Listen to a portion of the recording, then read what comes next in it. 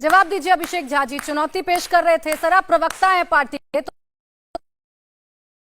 अब आपने बोल दिया प्राची जी, मुझे बोलने का मौका देंगी या नहीं? एक सेकंड, देंगी? सांसद जाएंगे, किसी के माई के लाल की हिम्मत नहीं है। मैं बता रहा हूं आपको कि कोई रोक नहीं सकता है किसी भी चुने हुए सांसद अभिषेक को जी, संसद फिर में आपकी शिकायत हो जाएगी मुझसे कि मैं बोलने नहीं देती, इसलिए तोड़ मरोड़ कर पेश न किया जाए। तोड़ मरोड़ के पेश किया गया है। अभी तक चुनौती दे रहे थे कि मैं दिखा दूं। इंटरप्रिटेशन है, अब तो मिस इंटरप्रिटेशन है। अभिषेक जी पहले सवाल को सुनिए, उसके बाद जवाब दीजिए, वरना ओवरलैपिंग होती रहेगी, जनता भी नहीं समझेगी। अभी तक आप चुनौती दे रहे थे कि बता दीजिए लल्लन सिंह ने ऐसा कब कहा। मैंने आपको दिखा दिया कि लल्लन सिंह ये कह रहे हैं सरकार बदलेगी तो उसमें कोई नया काम नहीं होगा, हम उसे दूसरे काम में इस्तेमाल करेंगे। क्या मतलब है इसका? मजाक बनाकर रख दिया व्यवस्था को। अगर सरकार बदलेगी और सरकार बदलने वाली नहीं है, उसी संसद में काम होगा। मजाक से मुझे मतलब नहीं है, मजाक आपके मजाक से मतलब नहीं है। बोलिए प्राची जी, अगर आपने बुलाया है तो बोलने का मौका दीजिए, इस तरह आवाज नहीं दबा सकती है। चुनौती स्वीकार की है तो बताइए। ललन जी के कहने का साफ मतलब यही है, शांति, थोड़ा शांत होइए और सुनिए। पता नहीं कौन बोल रहे हैं बीच में। ललन जी ने साफ तौर पर कहा है कि सरकार बदलेगी तो हम उस संसद भवन का इस्तेमाल नहीं करेंगे। इसका यह इंटरप्रिटेशन नहीं है कि अगला सत्र अगर चलता है संसद भवन में तो कोई किसी भी चुने हुए प्रतिनिधि को वहां जाकर अपनी बात कहने से रोक देगा। हम इस महिमा मंडन वाले समारोह में नहीं जाना चाहते थे। हमने संसद को कभी कलंक नहीं कहा। हम संसद की तुलना ताबूत या किसी चीज से नहीं होने दे सकते हैं। हमारे लिए संसद लोकतंत्र का मंदिर है। उनके बयान का मिस इंटरप्रिटेशन करके ये लोग पेश करेंगे और हम इसे होने देंगे, ऐसा नहीं होता है। और शहजाद पूनावाला जी से कहिए कि हो सकता है कल होकर अभिषेक जी समय चला जाएगा, एक सेकंड दर्शकों को क्लियर होने दीजिए, एक सेकंड से ही जाकर करवा देंगे। इन्होंने कहा कि चाय की टपरी का उद्घाटन करना है तो जाके कर लेंगे, हम शौक से करेंगे। हमारी पार्टी चाय वालों की पार्टी है, गरीब की पार्टी है, वंचित शोषित की पार्टी है, ओबीसी की पार्टी है, SC ST की पार्टी है, हम जान से करेंगे। आपकी सामंतवादी सोच का परिचय आज मिल गया है, हम जरूर करेंगे, जरूर करेंगे। दो राय मत रखिए, गरीब जो होता है उसके साथ हम खड़े हैं। दो राय मत रखिए इसमें। आप हो सकते हैं सामंतवादी परिवारवादी, हम नहीं हैं। आप मिस इंटरप्रिटेशन करेंगे और हम इसको बर्दाश्त कर लेंगे। अभिषेक जी पहले तो चुनौती देते हैं, फिर उस चुनौती को ही बदल देते हैं। आप सुन लीजिए। चलिए, मैंने मान लिया कि आप कह रहे हैं कि नई संसद में हम जाएंगे, मैंने मान लिया, आपने अपमान नहीं किया है। लेकिन ये कौन सी सोच है कि सरकार बदलेगी तो हम उसमें कोई नया काम करेंगे? ये बताइए जरा, मजाक है क्या देश की नई संसद का बनना? नहीं, सरकार बदलेगी, नहीं सरकार बदलेगी तो किसी से पूछकर पॉलिसी बनाएंगे क्या?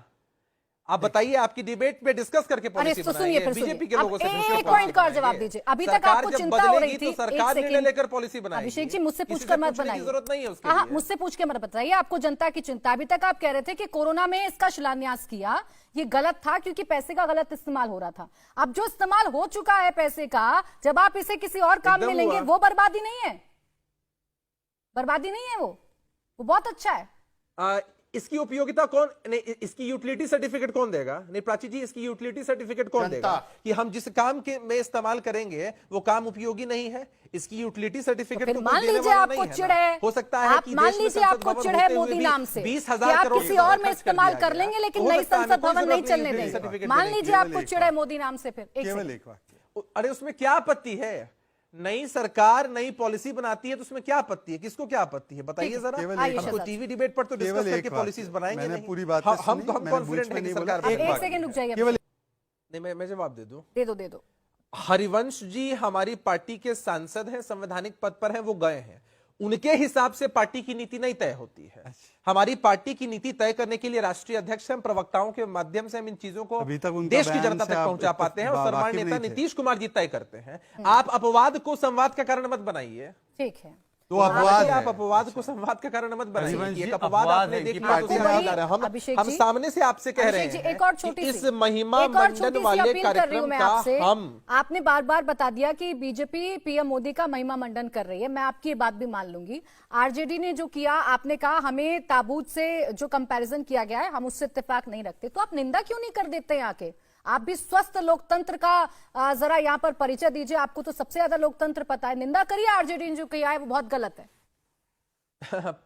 नहीं प्राची जी, प्राची जी, पूरी दुनिया में आप आरजेडी को ही अपवाद क्यों ले रही हैं? पूरी दुनिया में अगर हमारे लोग, हमारे संसद की तुलना इस तरह की चीजों से अगर की जाएगी तो हम कड़े शब्दों अभी आरजेडी ने किया है। हालांकि आरजेडी के लोगों ने साफ तौर पर बता दिया है कि ये प्रतीकात्मक है, ये प्रतीकात्मक है। आप इस बात को समझिए कि राष्ट्रीय जनता दल के लोगों ने बताया है कि ये प्रतीकात्मक है, लोकतंत्र का ताबूतीकरण किया जा रहा है, इसलिए सिंबल के रूप में हिचकोले खा रहे हैं, ना तो इस तरफ खड़े हो पा रहे हैं, ना इस तरफ खड़े हो पा रहे हैं। ये कौन सी मजबूरी है आपकी?